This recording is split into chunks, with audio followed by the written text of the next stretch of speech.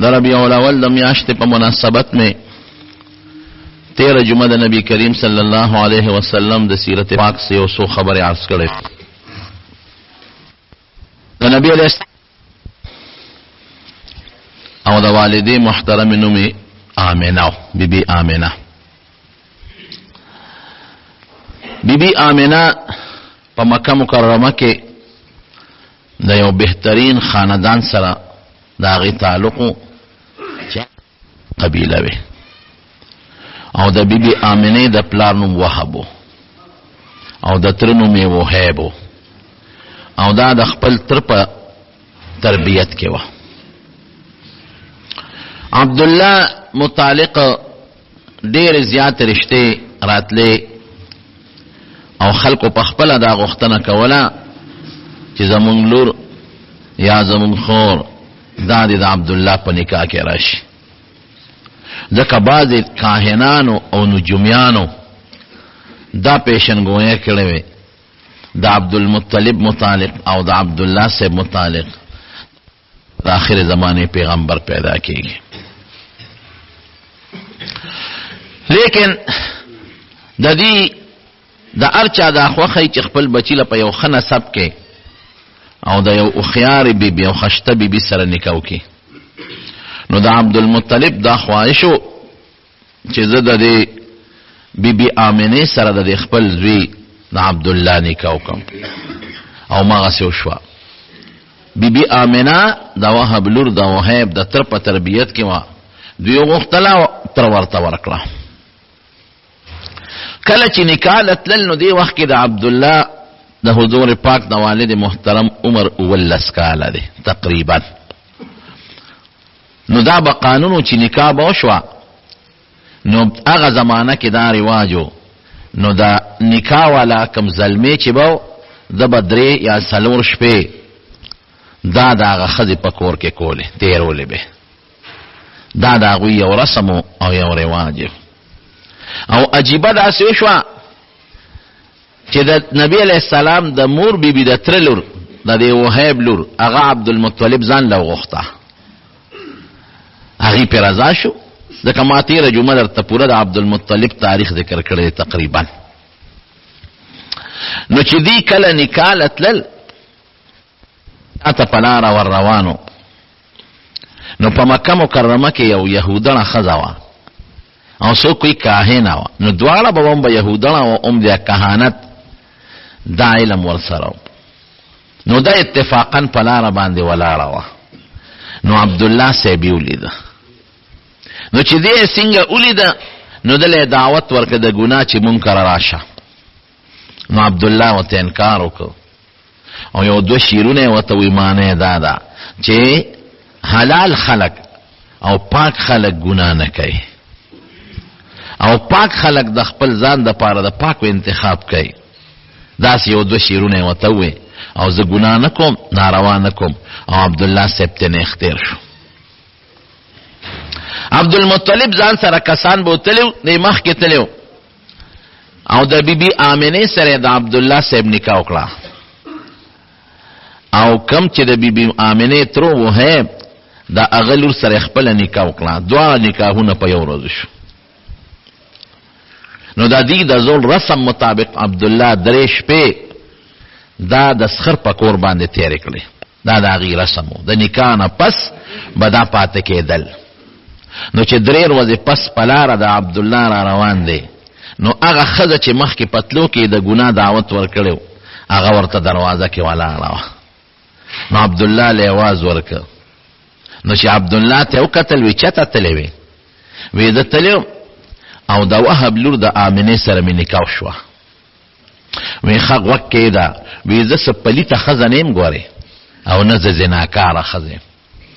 ته چې په لاره تلې نو ستا په دې تندي کې ما د آخرې زمانې د پیغمبر د پیغمبرۍ رڼا صحیح کړه د خپل کهانت او د خپل علم په بنیاد. ما ستا تندی معلوم که چې په دې تندي کې یو داسې نورانیت او رڼا پرته ده چې هغه نورانیت او رڼا به د آخرې زمانې د پیغمبر په شکل کې پیدا کېږي. نو ما وی چې دا رڼا به تا نه زه ځان ته راکاږم او دا د آخر زمانه پیغمبر به زمانه پیدا شي خو اوس مې د زناکار نیم دا مې دیله دا دعوت ترکو او اوس هغه رڼا ستانه د وهب لور آمنې راښکلې د ضرورت مې دته نشته هغه وی زم ګناه نه کوم د نبی علیہ السلام د پیدایش نه مخکې داسې نښې نښانې ځلنده ښکارېدې څه درته ما تېره جمعه ویلې دي بیبي آمنه وی په ښځو باندې چې د حمل په زمانه کې د امید په زمانه کې کم تکلیف تېرېږي وی ما دا تکلیف نه دی محسوس کړی نه مې بوج محسوس کړی دی نه مې درونوالی محسوس کړی دی او نه ما ته څه تکلیف رسېدلی دی او داسې عجیبه زمانه وه چې یو ځل زه په کټ کې خوب د شپې نه راته اوړېدم نو ما یو غیبي سړي نه یو غیبي آواز واورېد وی هغه سړی ما ته وایي چې ای آمنې ته څه خبرې چې ستا په ګېډه د دې امت سردار پروت دی او دا الک چې پیدا شي دله به نوم محمد اګدې ګورئ صلی الله علیه وسلم او چې پیدا شي نو یو دم به پی چې هغه دم یې راته وښو سیرت ابن هشام کې شته دا واقعه اعیذه بالواحد من شر كل حاسد اعیذه بالواحد من شر كل حاسد چې دا یو الله پنوم دی الک لزه پناه غواړم دا الله پنوم د شر د هر حاسد نه چې د حاسدانو د شر نه خدای پاک محفوظ کړي او عجیبه دا وه چې په دغه زمانه کې په مکه مکرمه کې قاتو مکه کې خواصم واد غیر ذی زرع دشت او خشک علاقه ده خو بیا هم په دې غرونو باندې د غر دا واړه واړه بوټي کېدل او کبلې به پکې زرغونېدلې نو خلکو به سارو له تګیا ورکوله نو د سارو ګیاګانې میاګانې نه وې باران بند شوی او چې کله د نبی علیه السلام زما امید پیدا شو د حضور پاک متعلق نو مکه مکرمه کې خدای فراخ سالی پیدا کړه بارانونه وشو او په غرونو په دشتو ګیاګانې زرغونې شوې او د خلکو د ګډو چیلو او د اوښانو غولانځې د پیو نه ډکې شوې او د خلکو څاروي د وازګو نه ډک شو وی قسم دې زه پوهېدم چې دا زما د دې بچي برکات دي چې لا دنیا ته دې تشریف نه دی راوړی لا پیدا شوي نه دي او په مکه مکرمه کې خدای پاک فراخ سالي پیدا کړه بیا د پیدایش په وخت کې چې دې کله پیدا کېده نو ناشنا حالات او واقعات سرګن شوي دي عبدالمطلب وی ما یو خوب ولید وی زم لاسته مو زما د شان یو زنجیر اوچت شو او هغه زنجیر ته اسمان سره ولګېد یو سر زما په شا پروت دی او بل اسمان سره ولګېد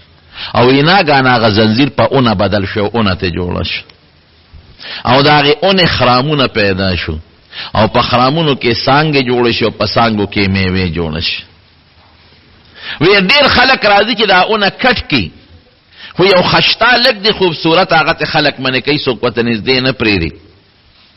نو یې په دې اونه کې چې کمې میوې وې نو ما لاس اوچت که چې ځم ته یو میوه راوشو کوم خو زما لاس نه ور رسېده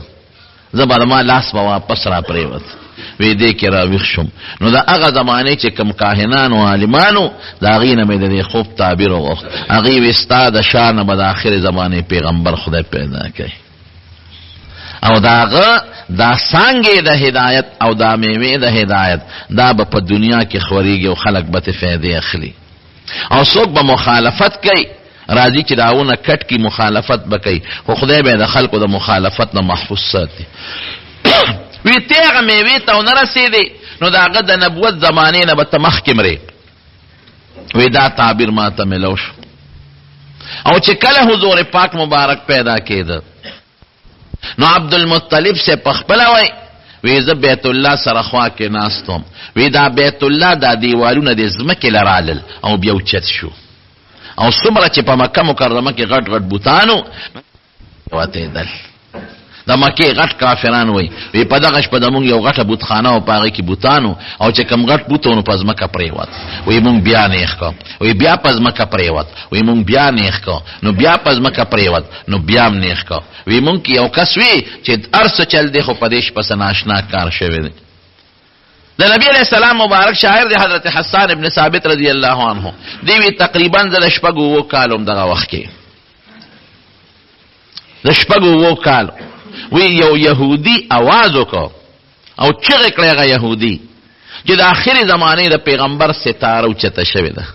او دا هغه ټیم دی چې دې ټیم کې د آخر زمانه پیغمبر دنیا ته تشریف راوړی دی او عرب هم په تاسو کې پیدا شوی دی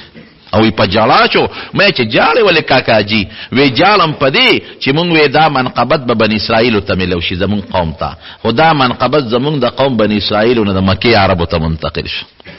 وی چې مونږ معلومات واغشتل نو دغه وخت نبی کریم صلی الله علیه وسلم دنیا ته تشریف راوړ او مور بیبي وی د پیدایش په درد اس قسمه تکلیف پوي شوی نه او یو ناشنا رڼا مې ولیدله او دا هغه رڼا نه ما ته خدای پاک شام او بصره وخول او مشهوره خبره د ډیرو کتابونو لیکلې ده چې د فارس کم آتش کده وا اخو مجوسیانو اورته به عبادت کو زرو کالو کې هغه نه مړه شوی د کاغیب په کې خپل تیل چول او د بلول تنظیم به کوي ته بکسان ناسو چې د عمل نشي او په دقه ټیم دا غوی هغه آتش کده چې دا غي هغه کم مرکزی عبادت خانه واغه ور مړ شو او د کسرا د غټ مانینا غټ تیګ را غورځیدلې ناغه کاهنان را غختل وی دمار دی مانه باندې بیګال زلزلہ رااله او تیګی ته راولقید را غورځیدلې دا سوجه کې دی شي الته اطلاع رااله چې د فارس آتش کده هغه مړه شوی ده دا سوجه ده ناغیلم نجومیانو کاهنانو خبر ورک چې په دې ټیم په دې شپه په دې وخت کې نبی آخر الزمان دنیا ته تشریف راوړل جناتو دا پیریان ببر اسمان ته ختیدل دا خدای په اسمان بند کړل ناغیب پلو کاهنانو او جادوګرو له اطلاعات ورکړل چې سنوي معاملې په خښوي ده زمونږ بر د اسمان تل بند شوی دی او من شوی دی بهر کې چې کله پیدا شو نبی کریم صلی الله علیه وسلم مور بی بی وی عجیبه کیفیت او چې دی پیدا شو نو د اسمان ته ګوتنی ولې و لا ماشوم دی اسمان ته ګوتنی ولې ده او مشوره خدا ده چې په 12 د ربیع الاول دنیا ته تشریف راوړی دی لیکن کم محققین چې دي تاریخ دانان او د سیرت لیکونکي هغوی چې کم تحقیقات کړي دي نو دا تاریخ ټیک نه دی ځکه په دې د ټولو علماو اتفاق دی چې ورځ د ګل وه د ګل دا ورځ ډېره زیاته بختوره ده د حضور پاک پیدایش د ګل پر ورځ او مدینه منورې ته چې هجرت شو مدینه شریفه ته ورسېد دام د ګل ورځ وه او وحی چې نبی علیہ السلام ته نازله شوې دام د ګل ورځ ده نو یو ځل د نبی علیہ السلام مبارک نه چا د ګل دروازه تپوسو کو د روزه وی صاحب کده د ګل پر ورځ روزه ونیسم د دې روزه څه فضیلت ته نو حضور پاک فرمایي د ګل پر ورځ پیدا شوه او د ګل پر ورځ مال وحی راغله ده نو د ګل ورځ خوريره مبارک او بختور ورځ ده مسلم شریف کې حدیث ته او یو حدیث کې راځي چې نبی علیہ السلام به د ګل پر ورځ عموما روزنی ولا د ګل پر ورځ باندې نو د ګل ورځ دا بختور ورځ درونو ورځ د ګل او میاشت ربیع الاول وا نو چې د ګل ورځ او د ربیع الاول د میاشت دوی حساب کوي او د اصحاب الفیل چې تیر جمعه می قصه کړي و دا غي د هلاکت 50 ورځې تیر شوه نو دی وی چې دا 12 نه جوړيږي په دغه کال 12 دا کې دی نشي نو څوک اتم د ربیع الاول یادای خو زیات تر محققین نه هم د ربیع الاول یادای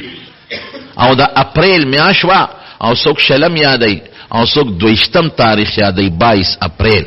او د سحر شل منټه د پاسه سلور بجې پاغه غړې نه وی پاغه زمانہ کې خدا دوی د منټونو حسابونه کړی دي چې پاغه ورځ د نبی علیہ السلام د پیدایش ټیم سو سبا خطلو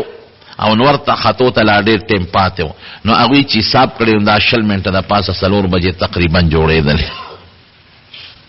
چې څنګه پیدا شو عبدالمطلب خدا ناشنا واقع ولیدله نو زر راغی د خپل زوی کورتا د عبد الله صاحب کورتا او چې څنګه راغی نو تاسو یو کاغه ته خدای ګور پتا وا ویدا معشوم خدای پاک پیدا کړی دی وی شابه زری ټوکلا کې ونغه او مال راکا نو عبدالمطلب ته پلاس کې واغښتا او اوچته کولار وی ز په دلومبه د بیت الله طواف کوم نو د بیت الله نه په طواف وکړ والد محترم د پیدایش نه مخکې وفات شوی ځکه چې هغه په یو تجارتی سفر کې تللی مدینه منوره ته او په مدینه منوره کې داغه ما ماخیل خو مدینه منوره کې ما تیر جمعه درته ویلو چې د هاشم خزه د عبدالمطلب مور دا د مدینه منوره و سلمہ نو دا دی التو بیمار شو په بیماری کې بیا وفات شو او په مدینه منوره کې دفنم شو نو عبدالمطلب ته چې پته ولګی دا نو هغه ورګه ردی ز معلومات کوم نو رده یو زوی حارث نو مې هغه ولېږه مدینې ته وی ته بچی لاړ شو مال معلومات والا د قافلې والا خو چې عبد الله وفات شوی دی چې لاړ او معلومات یې واغشتل هغه وته وی او عبد الله وفات شوی دی او مونږه د بیماری علاج مونږ خو جوړ نشو او بیا دلته په مدینه شریفه کې دفن کړی دی کالو په عمر کې د حضور پاک والد سے وعده کړو او د 13 کالو په عمر کې تقریبا وفات شوی دی نو حضور پاک د پلار د وفات نه پس الله دنیا ته راولېږي دیکھ یو حکمت ته هغه د تلک سات پس وې رومبي په ول خپل مور ورکړل بیبي امینه او بیا د ابو لهب یو وینځه وسویبا هغه ول یو سور وځي په ورکړل او ابو لهب د نبی علیہ السلام ترو دې سویبه ابو لهب ته زیر مورکا چې مبارک دې شستا د غمر رو عبد الله زوی پیدا شوی دی نو ابو لهب د نبی علیہ السلام د پیدایش په خوشاله کې غسویبه آزاد کړه وی تا مال د مر رور د زوی د پیدایش خبر راکا نو په دې خوشاله کې مې آزاد کړې نو په بخاری شریف کې یو ټکی امام بخاری رحمت الله علیه ذکر کړی دی ناشنا چې ابو لهب چا په خوب کې ولید وی څه حال دی وی ډیر خطرناک حال مې دی ډیر د خدای په عذاب کې پروت یم شر حال مې دی ځکه د پیغمبر علیه السلام لوی دشمن لومبه دی او په نبی علیہ السلام د کانې غزار لومبه دی ابو لهب کړی دی وی ډیر خراب حال مې دی او شر حال مې دی خو وی چې ما نبی علیہ السلام د پیدایش په خوشاله کې سویبه آزاد کړل چې هغه مال اطلاع راکړه وی دا غي په سبب الله زما په دې قټه ګوته کې پیدا کړي نو هغه دلته کې راو هغه دلته اوس کم نو دا د حضور پاک لوی شان دی ګوره دلته باندې د مونږ طالبان یو سوال کوي وی دا کافر متعلق قرآن شریف کې راځي چې لا يخفف عنهم العذاب ولا هم ينظرون چې کافر ته په عذاب کې تخفیف نه راځي عذاب به وت اسانيږي نه په جهنم کې او نه به خدای مهلت ورکي نو دا د اسانتیا ولې رااله چې دا په دوزخ کې سکي نه دا هغه په فایده غته نه ملاويږي د جهنم خودمره تیز تاو دي چې داخله د ګوتې پټې غوندې پیری چې بالټې پکې ورواچې لا د بالټې نه بني جدا شوی چې الوته وي دله فایده نه ور کوي خدای نبی علیہ السلام لوی شانته معلومیږي او اغل افسوس ور کوي چې نیک بخت صرف داغه په پیدایش د خوشحالي کړی دا نو ګوته کې په پیدا شي چې ایمان دې پیراوړي نو چې څومره د پيو چینو کې په جنت کې پروت وي نو سویبی ولې یو سور ورځ په ورکړل هغه د ابو لهب وینځي نو بیا خدای پاک نبی علیہ السلام د بیبي حلیمه په قسمت ورورسه دا په طائف کې بنو سعد یو خاندان دی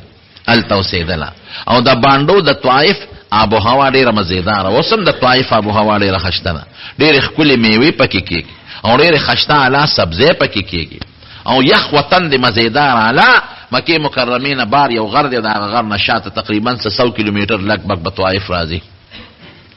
نو دا غزه خدي بکال کې یو ځل راتلی او په مکه کې به ماشومان قتل چې چا ماشوم پیدا شي چې مونږه ځان سره یو سو تربیت یې ولو دیانه به نو هغه کې بداغین فایده وا او د مکه د خلقم دا یو رسم او رواجو چې خپل ماشومان به باندې تلېګل لکه غیبه وی د شهري خلقو د شهر ابو هوا ټیکنی او د باندې ابو هوا مزیدار او بیم خشته هوا مزیدار او د باندو جبه عربي اصلي وی او شهر تخار ته هر قسم خلق راځي نو جبه ګډه وډه شوی نو خلقو بخپل ماشومان ورکل غیب ولا پالل او دی بوله پیسې ورکول نو بیبي حلیمه رضی الله تعالی عنها وی دقه سي د طائف د بنو سعد زمون خزلاړې زنانا چې دوی ځل ماشومان ګورو چې مونږ یو ساتو پیسې په وګټلو وی چرالو په مکه کې معلومات کول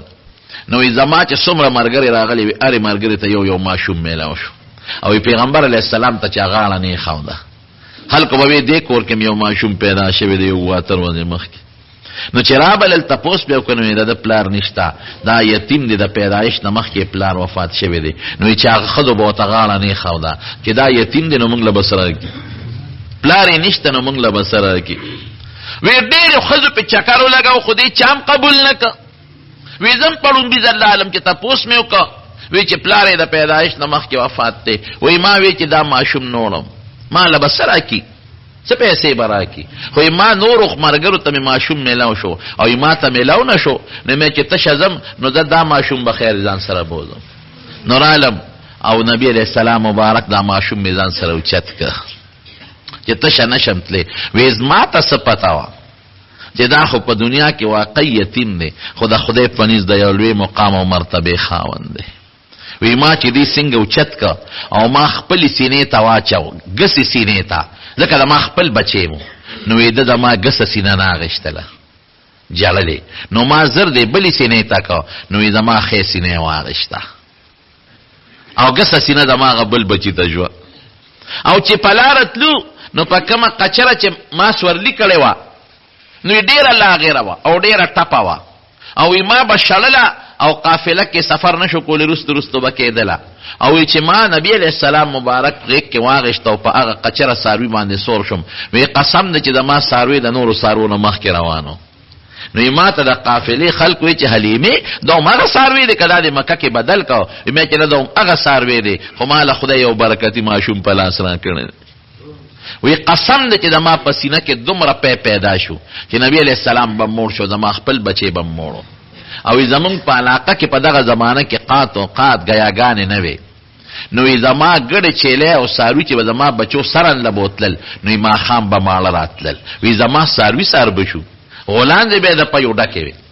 او خلکو به خپلو غلامانو ته بچو ته وی چې تاسو څاروي نه راولئ او د حلیمې څاروي ماړه راځي. دا ولې؟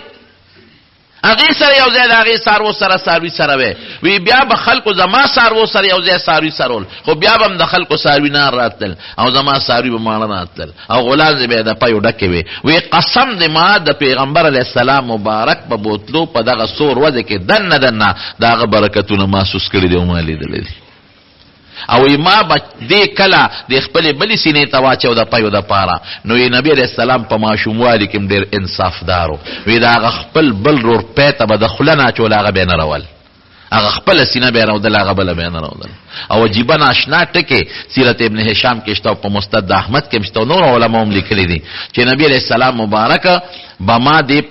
مونږ ورته اورنۍ وایو که نه، ماشوم نه چې کوم لومبې ټوکړه ته وایي، وایي ما به په اورنۍ کې دې واچو. نو ماشومان خو لتې وایي چې ویس پړئ او ځان نه هغه ټوکړه غورځئ. وی یقین وکړه چې ما به دې په اورنۍ کې واچو او زه به رالم. وی د ده نور وجود که به ښکاره شوی خو د نامه نه لاندې عورت به د ده همیشه پټو. فرشتې به حفاظت کو د نبی علیه السلام مبارک. وی زر زر به لوېده په میاشت کې د هفتې برابر، چې بل ماشوم هفته کې څومره نشونما کوي، دی به په ورځ کې هغسې نشونما کول. او چې بل ماشوم میاشت کې څومره لویږي، هفته کې به هغسې لوېده. او چې بل ماشوم په کال کې څومره لویږي، نو په میاشت کې به هغه مره ترقي نبی علیه السلام مبارک کوله. او وجود یې طاقتمنو. وی د نورو ورونو خویندو سره به یې لوبې کولې. یو خور یې وه شیما یې نوم، دا د رضایي خور یې وه د بیبي حلیمې خپله لور وه. نو یو ځل یې نبی علیه السلام بوتلی، نو بیبي حلیمې وی چې د ما په لکه د نبی علیه السلام ډېر لوی قدر و، ځکه ما ته هغه برکتونه معلومېدل. ما کرغله فراخه شوه، زه په خېټه مړه شم، زما بچي په خېټه ماړه شو، زما څاروي ډېرېدل، برکتونه پکې پیدا شو. نو وایي چې زه به ډېر د خپلو بچو نه به مې د نبي علیه السلام ډېر خیال ساته. نو یو ځل یې په غرمه کې د ما دې لور شیما نبي علیه السلام ایستی و. نو زه ورپسې بار ووتم چې دا ماشوم دی په دې تاو کې ولې ایستی دی. د عربو نور لږ تیزي، ډېر تیزي، چې دا دی ولې په دې نور کې ایستلی دی. نو وایي چې اوس هغې زما لور شیما نبي علیه السلام رانیولی دی او راولي یې. د ګوتې نه هم دومره عمر نه وه، د ګوتې نه یې نیولې دی. وایي ما هغه خپلې لور ته غوسه وکړه چې تا ته ما نه وي چې دا ماشوم به د نور نه ساتې، تا ولې په نور کې په غرمه کې بار ایستلی دی. وایي ما ته وایي چې راشه مورې ناشنا ټکې درته ښیم. څنګه دی؟ وی د باندې نور نه لګي، اوریاس پې د پاسئ، او چې دې کم خوازي د اوریاس ورسره روانې هغه سورې پې د پاسئ. راشه وګوره دا د نور دی او د نور د پاسه په د سورې دی. وی دا د نبي علیه السلام مبارک د ماشوموالي برکتونه ما لیدلي. وی یو ځل 2 کاله چې موله پی ورکړل، نو ما دې راوست خپلې مور بیبي له چې مور ته یې حواله کوم. ویله مې نو، خو قانون به دا و چې 2 کاله به دې ماشوم ساته، زیات پرې نه ساته. نو چې مې راوست نو په مکه مکرمه کې وبا وه، طاعون بیماري وه. نو ما ته مور ته مې ولوي چې دا ماشوم دی د ما خو نه کېږي او مکه کې وبا ده، نو که دې خوښی خیر دې ما له پیسې منع کوه، اجرت منع کوه، دې به زه واپس بوځم. وی مور یې راته وی چې او دلته وبا داسې نه بیماري ورته ونه لګي واپس یې بوله. وی ډېر زیات پې خوشحاله شو. نو بیا مې بوته. نو 2 کاله را سره زیاتي عمر یې تېر که 4 کاله یې دې سره تېر کړي. وی یو ځل په طایف کې یو میله لګېدلې وه. نو مونږ هغه میلې ته ولاړو. دا جادوګر د خپل جادوګري ښکاره کوي که نه، جادوګري په دې میلو کې اوسمي. نو زه هغه میلې ته هغه جادوګر لګیا د خپل کرتبونه ښکاره کوي او زه ورته ولاړ او نبی علیه السلام ما سره خوا کې ولاړ. وی دې کې د هغه جادوګر په پیغمبر علیه السلام نظر شو. وی چې څنګه په نظر شو، وی د جادوګر چغې کړې چې دا ماشوم مړ کې، دا ختم کې، د دې ماشوم د وجه نه به زمونږ د پلار نیکه دین ختمېږي، الی دې مړ کې. وی ما نبی علیہ السلام ځان ته رانږدې کو او جادوګر ته مې غوسه وکړه چې د خدای دې بې خباسه زما بچی وجنې، ته خو رانږدې شه، څوک خو زما زوی ته رانږدې شي او ماشوم له خو د چا لاس نه ورځي. یاره وی زه پوه شوم، برکتونه خو مې لیدل. او اتفاق دا وی چې په قافله کې کله زه روانم، وی نبی علیہ السلام ما سره دی. هغه زمانه کې دا کهانت ډېر زیات و، سحر او کهانت دا به یو جندو. خلکو به پرې ساحرانو کاهنانو علاجونه کول، لکه اوس بعضې خلک پرې تعویذونو پسې ګرځي یا څوک په دمونو پسې ګرځي. اوس حکیمان او ډاکټران ډېر زیات دي. هغه زمانه کې خو ډاکټري نه و، حکمت به و، خو خلک به پرې کاهنانو نجومیانو پسې ډېر ګرځېدل. نو کهانت او د نجوم ډېر لوی دور و. نو پرې قافله کې یو نجومي او کاهنو وی چې نبی علیہ السلام لما پی ورکول دا مخ ښکاره شو. نو هغه ورته وکتل، وی ما ته وی چې د دې ماشوم څه نوم دی؟ وی ما ورته وی چې د نوم محمد دی صلی الله علیه وسلم. د پلار څه نوم دی؟ نو ما ورته د خپل خاوند نوم واغشته چې پلار یې دا دی ولاړ دی او دې نوم دی حارث. او ما ته وی چې د مور یې څه نوم دی؟ وی ما ورته وی چې دې مور یې مو زما نوم آمنه دی. وی ما ته هغه نجومي وی چې کله دې ماشوم د پلار نوم عبدالله وی او دې وخت کې مړ وی جمدې نه وی او د مور نوم یې آمنه وی، دا اوس ما لاله وجمې. خو ته وی چې دې پلار دی جمدې دی نوم دې حارث ولوخو،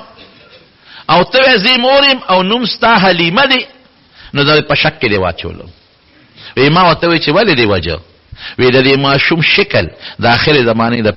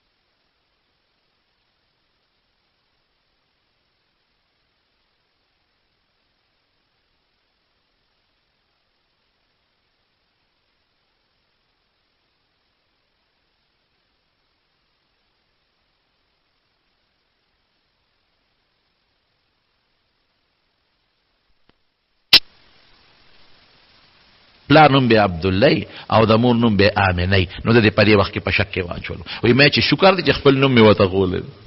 او دا خپل پلار مې ورته ښوولی دا خپل خاوند مې ورته ښوولی دی. وی یو ځل زما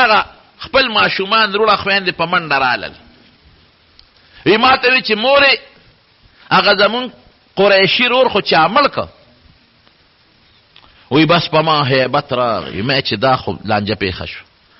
نجومیان او کاهنان او یهودیان خو د متعلق اطلاعات او خبرې ورکوي او مسله پیښه شو. وی مې چې ولې؟ وی چې هلته مونږ لوبې کولې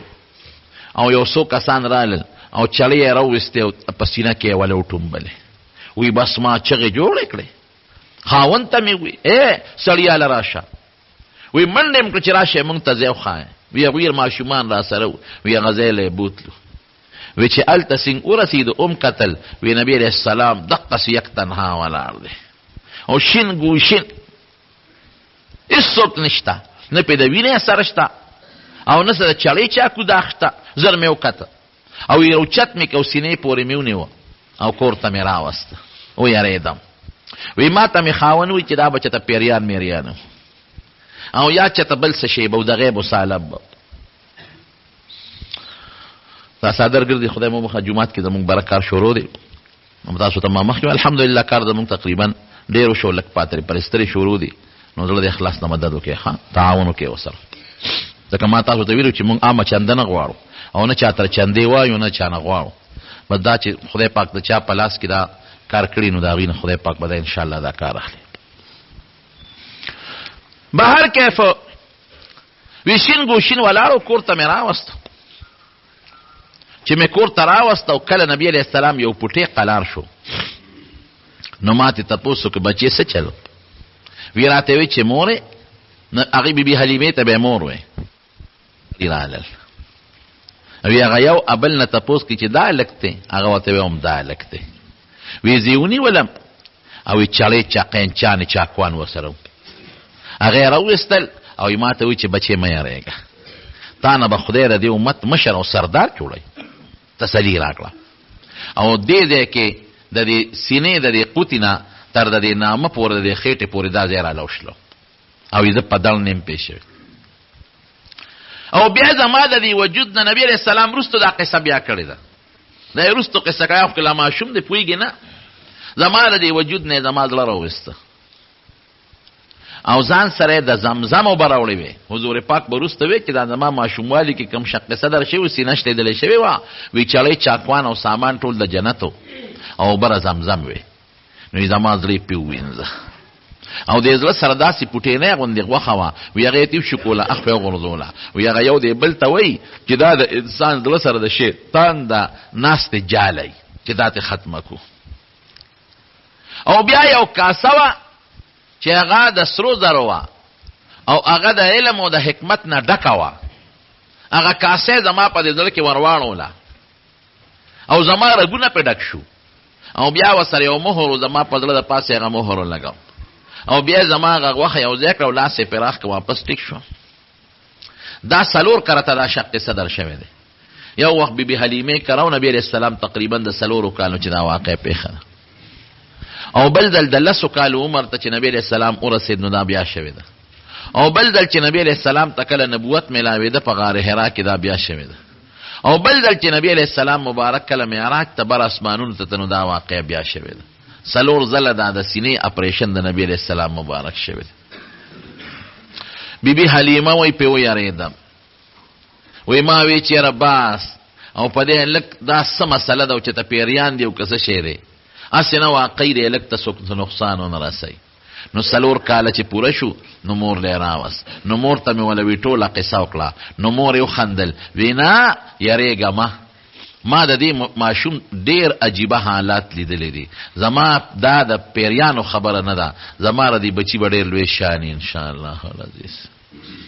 هغه بیبي حلیمه بیا څه شوه؟ نبی علیه السلام مبارک چې مدینې منورې ته هجرت وکړ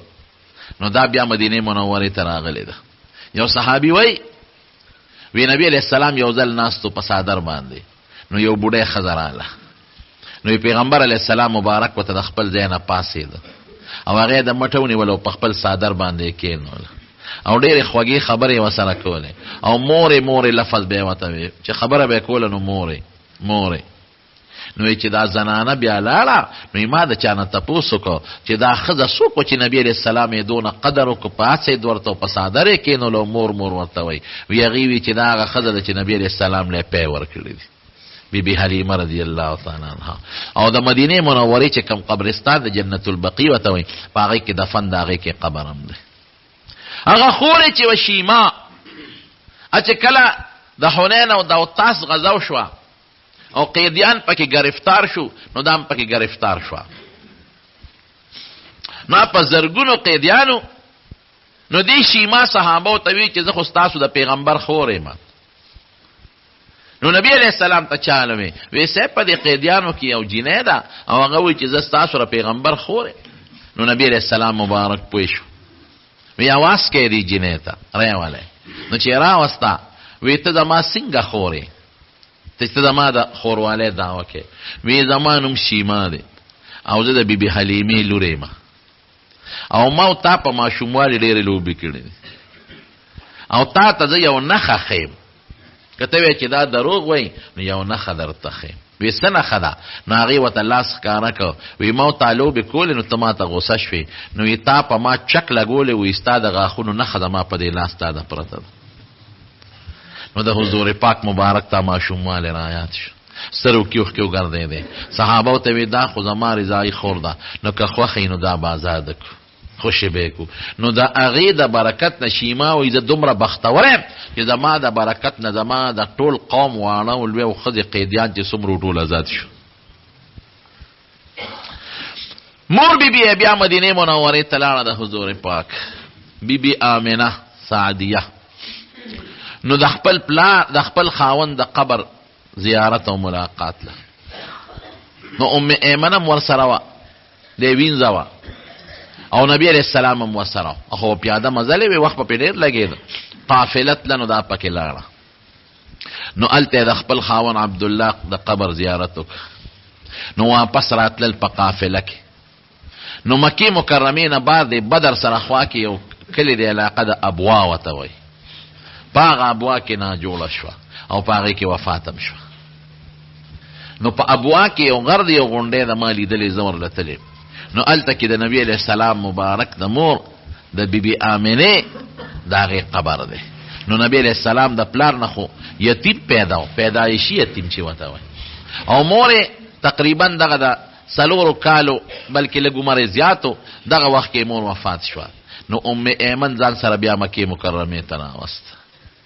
رونو دې کې څه حکمت و؟ عقل خدا وی چې پلار یم جم دی وی او مور یم جم دی وه چې دا د یتیموالی دا دور پیړو راغلی نو دې کې د الله یو حکمت دی. قرآن شریف کې الله تعالی په خپله فرمایي الم یجدک یتیما فآوا وی ته ما یتیم نه وې منتلی ته خو یتیم وې یتیم مې پیدا کړی وې نو فآوا ما دل یو ټکانه درکړه یو مأوا مې دله درکړه. تاړو د یتیموالی اړو سکه دې نه ده کړې اړو چا محسوس کړی نه ده چې دی یتیم دی ځکه چې د چا پلار وي نو پردي خلک هغه توجه نه ورکوي او چې یتیم نو خلک ول ډېره زیاته توجه ورکوي. نو ما د خپل نیکه تربیت له راوسته چې عبدالمطلب دی هغه د تربیت وکړو. نو د عبدالمطلب د وفات نه پس د تره تربیت وکړه ابو طالب او دواړو دله داسې تربیت وکړه چې داسې تربیت به څوک د خپل بچي ونه کړي. وجدک عائلا فاغنا اسم دې نو ما غني کړې ما دله بلا مالونه درکړل خو نبي علیه السلام خو به ساتل نه هغه به یې ویشل. وجدک ضالا فهدا دې صورت کې راځي د شریعت علم د سره نو شریعت نه خبر نه وي قرآن مې درته نازل کړي. شریعت نه مراد قرآن دی رو مې درته قرآن نازله.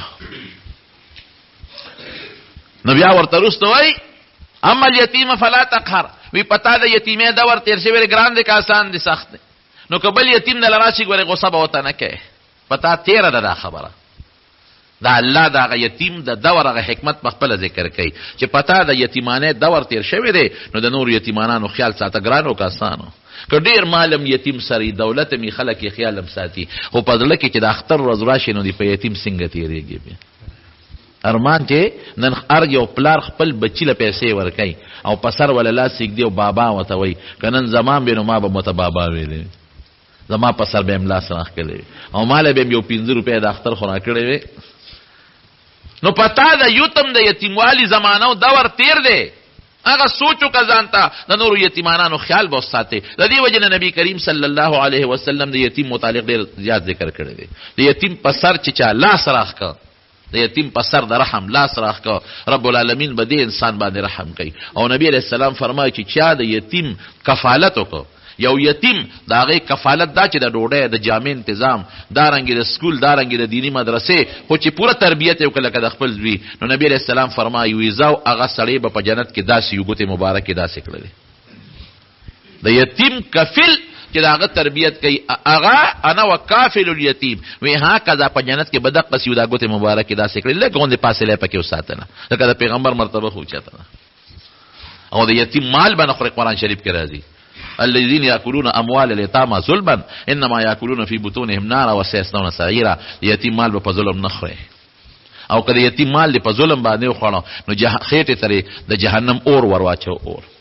د دې وجه نه چې کوم سړی مړ شي او یتیمانان بچی ته پاتې شي، نو موږ ورته وایو دا اسخاتونه ولا متقسیموي، متقسیموي اسخاتونه. هغه یتیمانان دې خاصه مړ شو، لال ختم شو، دا مال خو د دنه دا خو د هغه یتیمانانو بچی دی، دا هغه یتیمانانو مال ما بربادوي، دا د هغې مال دی. دې پسې خیراتونه مه کوئ، خو یتیمانان دي، خو نه پوهېږي، نو پسې خیرات کوه او ما پسې د بدن پسې په ژوند کو که نه. که یو بالغ زوی پکې وي نو بالغ د خپل طرف نه پسې خیراتونه کولی شي، خو د یتیمانانو مال به نه خیرات کوي، دا د هغې حق دی، ظلم به ورسره نه کوي. ووجدک عائلا فاغنا، تم مال د سره نو ما غني کړي، نو قبل اما السائل فلا تنهر، قبل فقیر راشي سوال د نه کوي ګورې وې نه رټې ښه پتا دا د ورتیر دی. وجدک ضالا فهدا، قرآن در سره نو ما د قرآن لوی نعمت تله درکه، نو اما بنعمت ربک فحدث، دا الله دا لوی نعمت چې قرآن دې د اوس بل ته ورسوه، دا د دې شکریه شو. بلکې دنیا ته الله وښایي چې هغه انسان چې پلار پیدایش نه مخکې وفات او مور په ماشوموالي کې وفات تا، چې زه غواړم د هغه نه داسې شخصیت جوړولی شم چې تر قیامته پورې د کربونو اربونو خلکو مقتدا او رهنما وي، نه زه کولی شم. خدای پاک خلکو ته ښایي، نور حکمتونه هم پکې دي.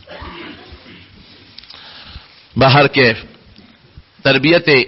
نیکو کو او ډېر ناشنا طریقې سره تربیت پې کو. یو ځل سترګې خوږ وې، سیرت ابن هشام کې شته چې سترګې خوږ وې، نو عبدالمطلب صاحب وایي په عربو کې یو دمګر یو کاهن وی هغه له مې بوته چې زما دا یتیم بچی دی او سترګې خوږ دي، د باندې دم واچوه. او عجیبه وی دا وه چې هغه کاهن ته مې ور ډباو نو نه راوته، ور مې ډباو او د نبي هم دا سترګې کلکې خوږ وې نو نه راوته. وی دې کې زلزله شوه، وی چې یو جوق وشو، وی هغه کاهن په یو منډه دروازه کولو کړو بار راوته. وی ما ورته وی ما ته خو د خپل نصیب برکت معلومو، وی ما ورته وی چې زلزله ده، وی ما چې زلزله به یا وي یعنې خو زما د بچي شان ما ته معلوم دی. دې سترګې خوږ وي نو ما وله تره استې و ور مې ډبه ورته نه راوتې، نو خدای در باندې جلق راوسته او په خپله یې وله راویستې. وی چې دا ټکې مې وی او هغه زما د یونیورسټي ته وکتل چې څه چل دی پې، وی ما ورته چې سترګې خوږ دي، وی چې دارو خو ده سره خپله پراته دي. وی مې چې څه دارو دي، وی د حضور پاک د خولې مبارکې نه یې لاړې راویستې او د نبي علیه السلام په سترګو یې پورې کړې، وی زه اوس به ټیکي، وی قپا قسات یې سترګې ټیک شوې چې د دې ماشوم خوله کې دارو پراته دي، لاړې او دا حقیقت هم دی. حضرت علی رضی الله عنه په خیبر کې یو قلا و ډېره سخته وه، ډېرې قلاګانې فتح شو، دغه قلا نه فتح کېده. نو نبی علیه السلام مبارک د شپې نه وی سار له به دا قلا الله د هغه چا په لاس فتح کوي چې د هغه سره به د خدای مینه او د ده به خدای سره مینه وي، جنډه به هغه له ورکوم سار وختي. نو صحابه وی موږ ټول د نبی علیه السلام مخکې تېرېدو چې ماله به جنډه راکړي، بل وی ماله به راکړي، بل وی ماله به راکړي، ځکه چې دا هغه په لاس به فتم کېږي او د سره به د خدای مینه وي او د ده به خدای سره مینه وي، دا صفت بچا کی. نو چې هر یو تېرېده چې ما ته به آواز وکړي، وی نبي علیه السلام آواز وکړي چې این علي ابن ابي طالب، علي څه شو؟ د ابو طالب زوی. موږ وایي چې صاحب سترګې خوږ دي، وی ورشه آواز کوي ورته. نو علي صاحب هم راوغوښته، نو چې راوغوښته حضرت علي صاحب فرمایي د ما آشو به چشمو سترګو نه مې دا اوښکې بهېدلې او سترګې مې تکې سرې وې. وی نبي علیه السلام مبارک را سترګې دم کړې او لاړې مبارکې پرې رالتو کړې، وی ټیک ټاک شوې، وی جنډه یې راکړه چې ورځه خدای پاک د هغه په لاس فتح راوسته. او یا د هجرت موقع حضرت ابوبکر صدیق رضی الله عنه چې مارو چیچ نو نبی علیہ السلام خپل لاړې مبارکه د غزا نه تو کړې نو ټیک نشو په اساس ټیک شو برابر شو. یا داسې نور ډیر واقعات شته چې حضور پاک په دم اچو او دم سره به د خلینه ورته نری نری لاړې توکلې نو خدای به پاک شفا ورکول وسترګې ټیک ټاک شي. یو ځل باران نه کېده نو عربو عبدالمطلب لرال چې ته د بیت الله مشر او د زمزم د اوبو مشر نو تراشه څه چلو که باران نه کېږي چې خدای ته سوال وکړو. نو ابو طالب صاحب ورېږه ما سره انتظام شته که نه نو نبی علیہ السلام مبارک یې راوویست دی خو ماشوم ابو طالب صاحب ساته وی دا ماشوم الله ډېر برکتي دی خدای را دې ماشوم په دې سپین مخ د نه سوال کو چې په موږ باران وکړه وی ورځ راله او ګلز ګلزو شو او په اسات باندې باران شو. وابيض يستسقى الغمام بوجهه بخاری کې راځي وابيض يستسقى الغمام بوجهه سمال اليتامى عصمه للارامل ویس خشتخ کل سپین مخ دی او خلک چې باران غواړي د په مخ باران غواړي په ماشوموالي کې وی خدای پاک باران وکړه. بهر کې نور حالات دي ان شاء الله موقعونو آینده جمعه کې بدر ته بیان کوم. نو د نبی کریم صلی الله علیه وسلم د ولادت مبارک دا میاشت ورونه مونږ په دې کې څه کوو نو دې میاشت کې صدا سه خاص اعمال نشتا چې مونږ دې هغه یو خاص عملو اس دا سه خاص عمل نشتا که څو خیرات کې دې میاشت کې مکولی شو بل کې مکولی شي د خیرات د پاره څه دروازه او د میاشت تخصیص نشتا خو دې وخت کې خلکو ته لکه سړي پلار مړي او کال پسې هغه د کلیز هغه ورځ راشي نو خلکو ته د پلار هغه ورځ را یاد شي چې په دې ورځ مې پلار مړو په دې میاشت کې نو خلک خیرات وکړي. نو په دې وجه په دې میاشت کې د نبی علیہ السلام حالات خلکو ته مخکې چې علماء بیان کړي خلکو ته پته ولګي نو یې راشه د میاشت او بل میاشت برکت میاشتم ده نو دا شه میاشتم د برکت ته او د نبی علیہ السلام مبارک د وفاتم ده نو خیرات به پټیو نور څه خاص ورځ په شریعت کې دا حکم نشته چې په دې ورځ او په دې میاشت کې خیرات کوي او په دې کې مکوي بل درود شریف لږ زیات لوستل پکار دي په نبی علیہ السلام مبارک. بل ورونو مونږ په دې میاشت کې د پیغمبر علیہ السلام په پیدایش د خوشاله اظهار کوو بالکل به د خوشاله اظهار کوو مونږ په دې ډېر خوشاله یو الحمدلله چې مونږ له خدای دومره عظیم پیغمبر راکړل او مونږ یې دغه امتیان پیدا کړي او دا نبی علیہ السلام په پیدایش خوشحالي عبادت ته ګوره الله په خوشحاليږي خو په هغه طریقه به کوو چې د شریعت د دایرې نه پکې بارو نه ځو په هغه طریقه به کوو څنګه چې صحابه وکړي دي او څنګه تابعین وکړي دي او څنګه ائمه او حضرات وکړي دي. نو دا بعض خلک کوي داسې په دې پنجاب کې خلک دا زمونږ وطن خو لا گزاره کوي زه پروس کال تلم پنجاب ته نو الته کې د شپې را روانو یو ځای کې هم دا ورځې نو صاحب چې الته مې وکتل چې راغان دي بلفونه دي او سلوي نخري پخري دي ما نه یې را خبره داسې نخري دي چې دا دیوالونه او دا دکانونه او دا بلډینګونه د بلفونو ډک دي او شپه د شپې خو دکانونه الته کولوي مې بند دي د خزي دي او نار دي او کیرونه دي او پې دي او شربتونه دي ما غا ډرایور نه تاسو په چا چې پالاره بوتلم मैं लाश शेर वी आपको पता नहीं मैं बोले ईद मिलादुन्नबी है ना ईद मिलादुन्नबी देखा मैं मुंदा कवे कम बख्तियानु रोजे नहीं से او دا چراغان کوي او پنجابي ته جاوي لکه وی دا غری دا وی دا مونږ ورینه کې وی دا جنوري پرورای کې پدې کې بده پلار رااله او دس کوي او دا پال جمی کې به جمعه تر پلار دی بیا او روزه به امنني ولا لکه روزه ورینه نه سي وی پټا جانه روزه جانه وختون پېښه او روزه پېښه او چې رو جماعت به شو روزه به نه مونږ نه کاو چې رو جماعت به شو نو خپې به مخ کې پکاوړو تراته وکړې وي الکه ظالم وی روزه نه سي او منظم نه کې او پکاوړو کباب ته نه مخ کې نه خپې ته وکړې دي وی څه کافر د تخکارم روزه هم نه ماتو نو هغه نه مونږ کې نه روزي نه سي خو یو سیز دی دا نه کوي او بس دغه کیرونه میرونه په داشپه کې پاخه کې او بے ستري او بے پردګي پکيو کې خلینا او په دې بم خدای بخي یاد وساته زمارونو بخنه او خدای ته نزدېکت دا د نبی عليه السلام د سنت په تابعداري کې ده حضور پاک دې له دنیا ته تشریف نه دی راوړی چې خلکو ته وایي زما په پیدایش خوشحالي کې مومنس کې مروجي نه سي او د سنت تابعداري مکوي الله یطیع الله او اطیع الرسول د خدای او د رسول تابعداري وکوي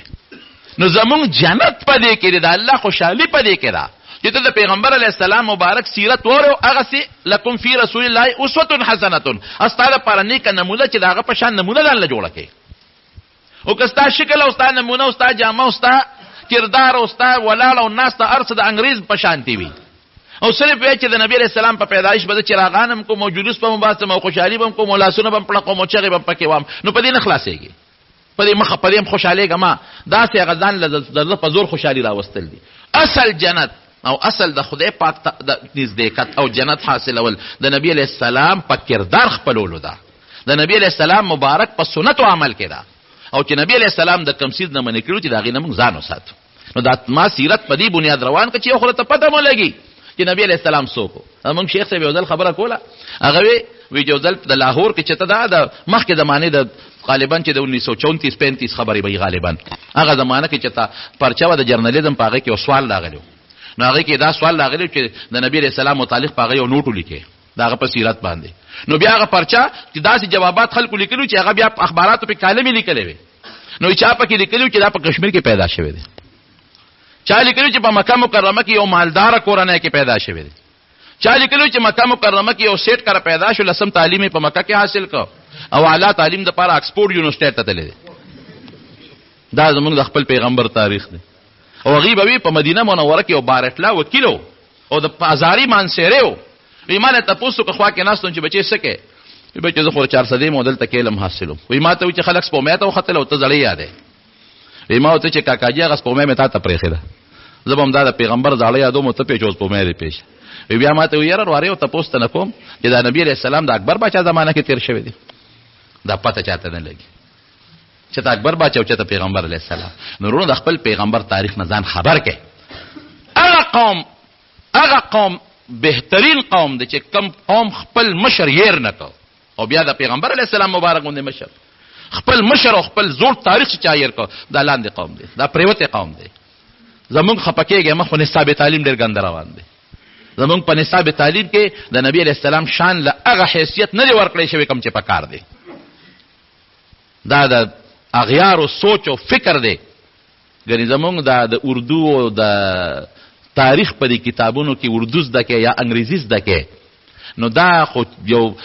فرضي قصه چې دا مضمون نگار لیکي د اردو په کتابونو کې، نو دا اردو خو د پیغمبر علیه السلام مبارک په سیرت کې هم زده کېدی شي که نه. د حضور پاک سیرت داسې لغات پکې راوړه چې ماشوم پې پوه شي که نه، هغه لغات پکې زده کړي. یا په د بل تاریخ فکر ته جغرافیې ته ضرورت دی چې د خپل ملک ته حالاتو نه خبر شي، لیکن تاریخ کې زه څه کوم په مغلیه دور او په بل دور او په بل مالې څه فایده ده؟ په هغې کې د صحابه کرامو دور دی ولې زده نه کړم، او په هغې کې د پیغمبر علیه السلام زمانه دی ولې زده نه کړم. نو دا موږ دا مضمونونو ته دوی توجه نه ده ورکړې چې دا موږ د مسلمان قوم د خپل پیغمبر د تاریخ او د سیرت نه غافل او ناخبره پاتې شي. نو الله دې موږ له د نبي علیه السلام په نقش قدم تل نصیب وګرځولي. رب العالمین دې موږ د پیغمبر علیه السلام مبارک تابعدار جوړ کړي او د هغې اسوه حسنه دې خدای زموږ نصیب وګرځولي او د هغې سره دې خدای په جنت کې ملګرتیا نصیبه کړي او د هغې د مبارک لاس د حوض کوثر اوبه دې الله زموږ نصیب وګرځولي خدای دې د شیطان د نقش قدم نه وساتي، الله دې د فتنو مصیبتونو آفتونو په امن کې وساتي. زمونږ دلته کې دا احسان حاجي صاحب احسان استاد صاحب دی کور والا وفات شوي، هغې ته هم دعا وکړي چې رب العالمین مغفرت نصیب کړي، د آخرت لوی سفر الله د روښانتیا کړي. او محمد زمان زمونږ د بدرخیلو نمشادي رور وفات شو، هغې ته هم دعا وکړي چې الله مغفرت نصیب کړي. او کاکړو کې دا مشتاق صاحب د کور والا وفات شوي زمونږ د لالاجي لور وه، هغې ته هم دعا وکړي چې خدای پاک مغفرت نصیب کړي. نور څومره مردگان وفات الله دې ټولو بخي او الله دې زمونږ چې کوم مریضان دي په کورونو کې په هسپتالونو کې الله یې ټول له شفا ورکړي. الله ته زمونږ نه راضي شي، خدای ځن قدن وخت کې په خولي دا کریمه نصیب کړي چې لا اله الا الله محمد رسول الله. سحر سنت پاتې شي نور خطونه پس بالکل د امام محمد صاحب قول د مفتابهی د نور خطونه پس تر سنت بیو کی خاون مړ شي هغه پریس کی وي نو هغه زنانه په پرده کې د زوی په جنگ باندې بنلي،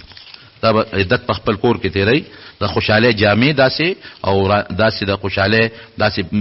خوشبویه پورې کول او لفته کې مفته کې پورې کول دا ګناه ده ټوله. د کور کې مشکلات دي، الله دې مشکلات په خیر بدل کړي. ابا کوي ویتر قضا شته مومن چې ګناه کوي نو د هغه نه ایمان اوچتېږي او دوباره پکې بیا اخبار دا داسې ده. یو حدیث پاک کې راځي چې څوک په ګناه کې مبتلا شي نو ایمان ته اوچت شي. علما لیکي چې د دې نه مراد د ایمان هغه نښه ده. دغه وخت کې د مؤمن دی، دې وخت کې د مؤمن دی خو کامل مؤمن نه دی، د ایمان هغه کمال ته پورته شو، یا د ایمان چې کومه رڼا ده هغه رڼا د ایمان ته نه پورته شوه. دا تعویل پکې کوي. نه اخبار چې څوک ګوري نو د ایمان ته نه ځي بلې څه کوي.